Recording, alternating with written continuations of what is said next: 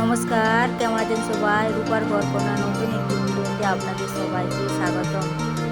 তো বন্ধুরা, ছোটোবেলায় আমি যে দোকান থেকে পাও ভাজি কিনে খেতাম, একটা পাও ভাজির দাম 5 টাকা। তো এখন আবার সেই পাও ভাজিটির দাম হয়েছে 10 টাকা। তো এই পাও ভাজিটি আজকে আমি বাড়িতে বানাবো, কম সময়ে কম খরচের মধ্যে এই রেসিপিটা বানিয়ে ফেলবো। ছোট বড় সবাই খেতে পারবে। চলো বন্ধুরা, ভিডিওটা শেষ পর্যন্ত দেখতে থাকো। তো এখানে ভাজা মশলা করার জন্য আমি দুটো শুকনো লঙ্কা আর ধনে আর গোটা জিরে নিয়ে নিচ্ছি। এইগুলোকে আমি ভালো করে ভেজে নেব। আর ওইদিকে ততক্ষণে আমি আলুটা আগে থেকে সিদ্ধ করে রেখে দিয়েছি।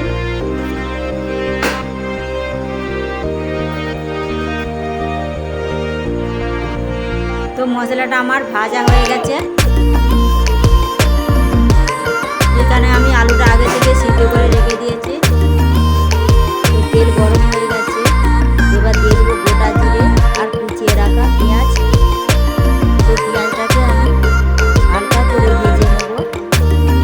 এবার দিয়ে দেবো আমি কয়েকটা কাঁচা লঙ্কা কুচি, কারণ কম করেই ঝালটা দিচ্ছি। ছোটো বাচ্চা আছে তো খেতে পারবে না, সেই জন্য কম করে ঝালটা দিলাম। তো এই পাও ভাজিটা আমি এই প্রথমবার বানাচ্ছি, কেমন হবে জানি। তো তোমরা কমেন্ট করে বলবে কেমন হয়েছে। এইবার আমি আলুটা যে আগে থেকে সিদ্ধ করে রেখেছিলাম, সেই আলুটা আমি এবারে দিয়ে দেবো পেঁয়াজের মধ্যে।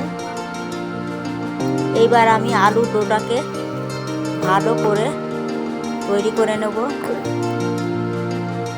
এবার দিয়ে দেবো আগে থেকে ভেজে রেখেছিলাম কিছুটা বাদাম দিয়ে দেবো। আর ওইদিকে যে ভাজা মশলাটা ধুয়ে রেখেছিলাম সেটা ওর মধ্যে দিয়ে দেবো। ভাজা মশলাটাও কম করে, এইবার আমি ভাজা মশলাটাও দিয়ে দিচ্ছি। দিয়ে আলুর সাথে ভালো করে মিক্স করে নেব।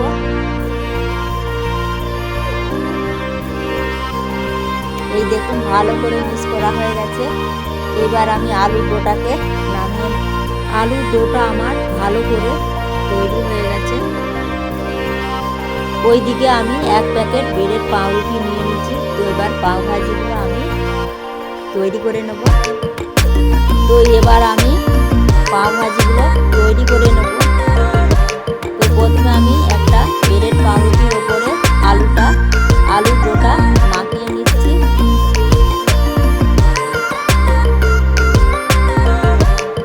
আবার ওর উপর থেকে একটা আমি ব্রেডের পাউরুটি দিয়ে কোনাকুনিভাবে কেটে নেব। ব্রেডের পাউরুটি তৈরি হয়ে গেছে। তো আমি আবারও একটা তোমাদেরকে বানিয়ে দেখাবো। তো আবার একটা আমি ব্রেডের পাও ভাজি বানিয়ে তোমাদেরকে দেখাচ্ছি। ওইদিকে আমার সব ব্রেডের পাও ভাজিগুলো তৈরি হয়ে গেছে। বেসনের ডোটা এদিকে বানানোর জন্য আমি 200 গ্রাম ময়দা দিয়ে দিচ্ছি। দিয়ে দেবো হলুদ 1/2 চামচ আর নুন 1/2 চামচ দিয়ে ভালো করে হাতে করে মিক্স করে নেব।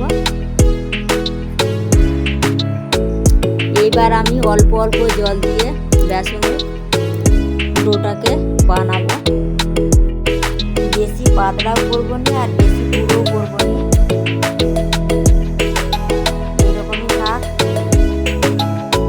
এবারে পাও ভাজিগুলো বেসনের ডোয়ের মধ্যে ঢুকিয়ে ছেড়ে দেবো। দেখুন এবার আমি একবার উল্টে দেবো।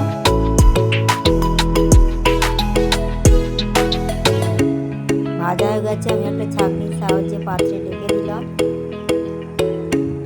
এই দেখুন এভাবে আমার সব পাও ভাজিগুলো ভাজা হয়ে গেছে। তো ভিডিওটা শেষ